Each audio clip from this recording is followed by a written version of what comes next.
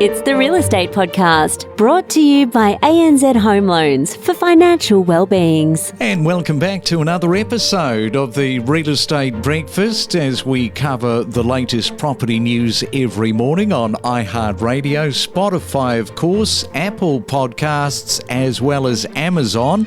And a weekend has arrived. Yes, February the 3rd today, up to a Saturday, another weekend of real estate too, no doubt. Plenty of real estate takes place, doesn't it, right around the country every Saturday and Sunday. And many people are either at that window shopping stage for real estate or they're still thinking, is now the time to buy? Yes, is 2024 the very first time that you're going to buy property? Well, we're off this morning to the subtropical climate that is the epitome of living on the Fraser Coast. It's a great holiday destination, or potentially your new home destination in 2024. Hervey Bay is what I'm talking about, and joining us once again is Scott Mitchell from Mitchell's Realty, and it's the first time that we have spoken, Scott, for 2024. Belated Happy New Year to you. How did it all unfold? Yeah, g'day, Craig. It's been great, and Happy New Year to you as well. We've had a fickle, anyone who's been watching the weather, we've had some fickle weather across Queensland. So we've had cyclones, we've had rain, there's been flooding, there's been heat waves. None of this has been good for my fishing, I might add. But Hervey Bay has weathered all that, pardon the pun. And other than it's been inclement, we haven't had any significant challenges in Hervey Bay, which has been great.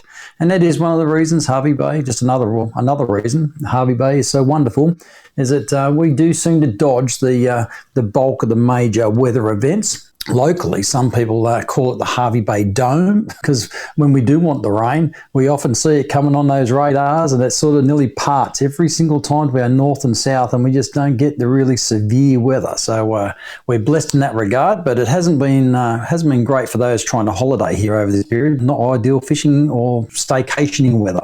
Yeah, you raise a point there about the fact that it doesn't get really sucker punched by some of these tropical storms that do come across the region. And that is kind of a significant thing, because we know that with climate change, that is only likely to continue. It's not going backwards. These events will be more frequent. And I think there is a bit of a cachet with that, the fact that it doesn't get bombarded. Yeah, correct. We're blessed to have Gari, Fraser Island, on our doorstep. So when the cyclones have come in from the Coral Sea and tracked down the coast, Gari has really provided fantastic shelter to Hervey Bay, and it cops the brunt of that weather coming in from the east.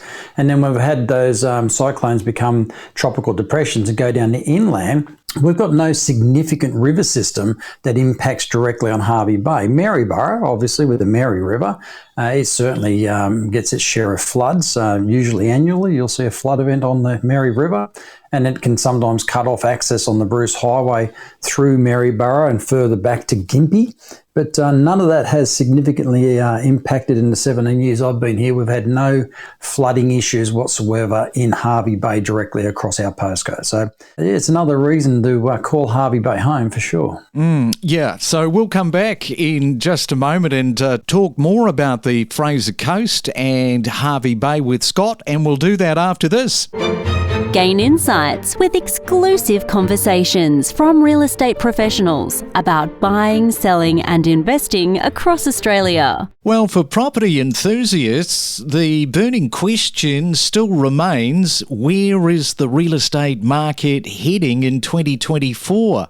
Well, you can look at Hobart, where the forecast does vary, with PropTrack anticipating a 2% fall to a 1% increase in prices this year. Factors influencing their outlook forecast include Hobart's weaker performance last year, reduced borrowing capacities due to rising interest rates, and a slowdown in the population growth. Then on the other side of the coin, Propertyology, now they're expecting a 2 to 4% uptick, saying that Hobart's solid fundamentals, despite a recent 12-month bout of buyer fatigue could help with that. And they say that interest rates at a 12-year high and increased housing supply may see Hobart experience a slow and steady market in 2024. We will wait and see. And good morning. If you are in Hobart this morning, you might be heading off to see the new movie, which I'm looking forward to seeing, Ferrari, starring Adam Driver and Penelope Cruz. Looks like a good one to catch. Listen to in-depth discussions with industry leaders on investing options, understanding different suburbs with insider perspectives and exclusive tips. And it is a weekend. It is our Real Estate Saturday, and we're back with Scott Mitchell there in Hervey Bay. And Scott, first off, I just wanted to ask you, because prior to the Christmas New Year break, we were talking about just, in terms of the holiday destination. I mean, it is such a touristy spot, and you do get the spillage where people go in there for a holiday. They look at what the infrastructure is doing, and that's a key word, of course, when it comes to Hervey Bay. It's just growing year on year.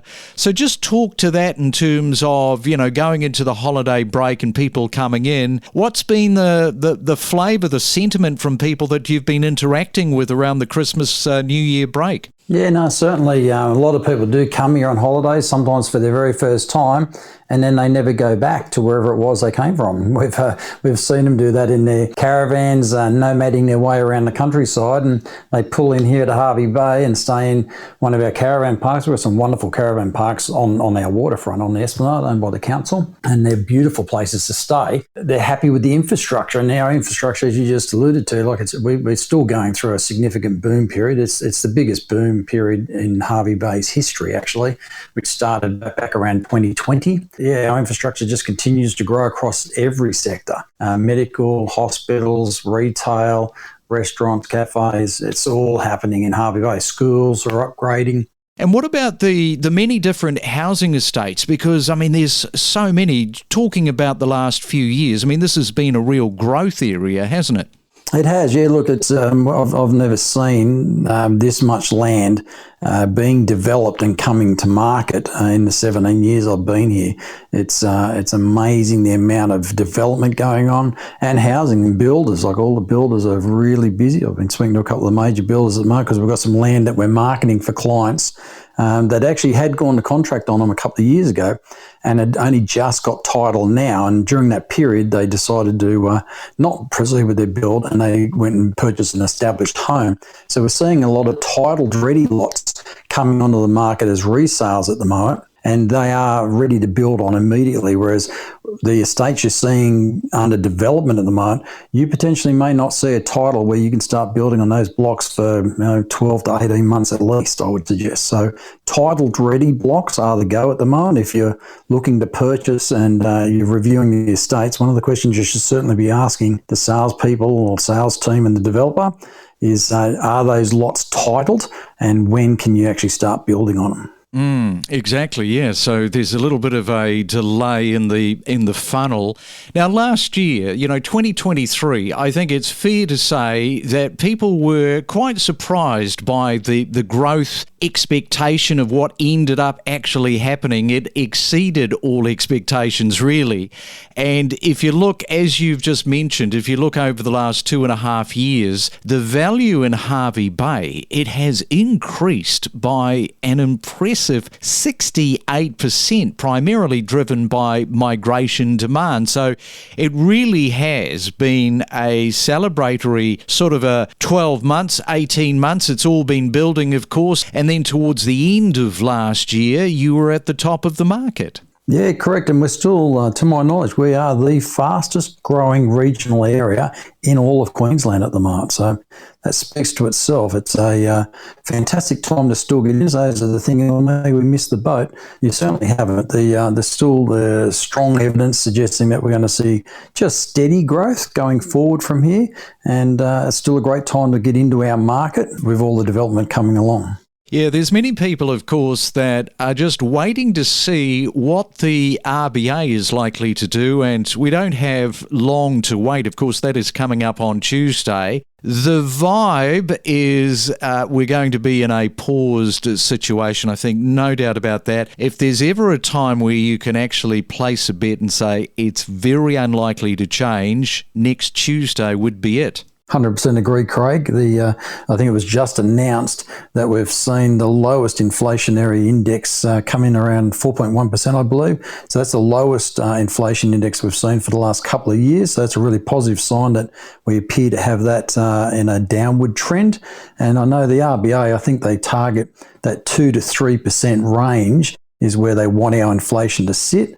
So we're definitely heading in that direction. So I would expect also that they'll keep those interest rates on pause at the next one. And a lot of forecasters are still suggesting we'll see falls in the interest rates towards the back end of this year, probably after September.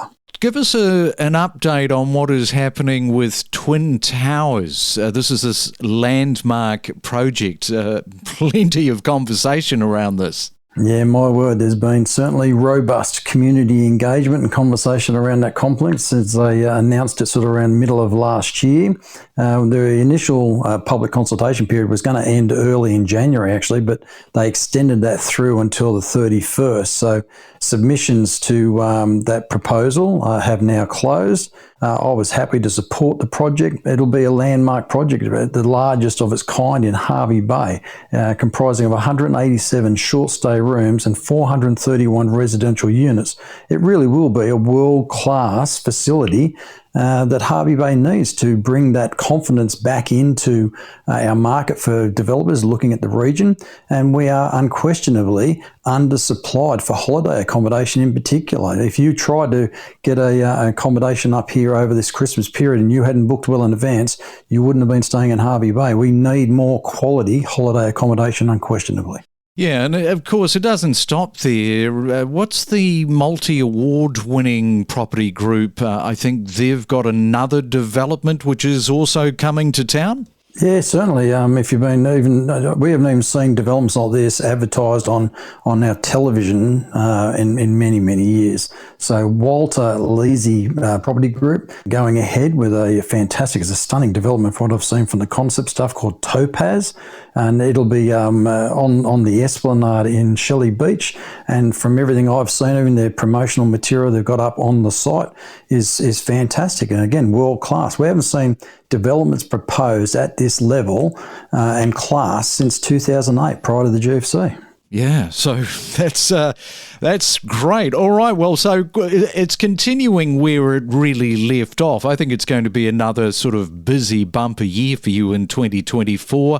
Scott, always great to chat, find out what's happening along the Fraser Coast. Enjoy your Saturday and your weekend and talk again soon. Yeah, thanks, Craig. Look forward to catching up. Have a great weekend, mate. Don't forget to subscribe. We have hundreds of episodes, all designed to help you better understand the constantly evolving and dynamically changing real estate property market. Yes, it can be a little bit difficult to get your head around that, but the luxury market certainly has its place, and there are consumers that are looking for that escape nowadays to be able to drop $80,000 plus on a luxury holiday up here in Noosa. What is the number one luxury high-end location in Australia? I think when they come to Australia, if you're talking Sydney, it's Sydney Harbour, something with those iconic harbour views with the Harbour Bridge in the city, New Year's Eve fireworks, Bondi Beach. Bondi Beach is famous around the world. These two locations, they sell themselves before they've even planned to come to Australia. So they're the two we get most often from the international traveller.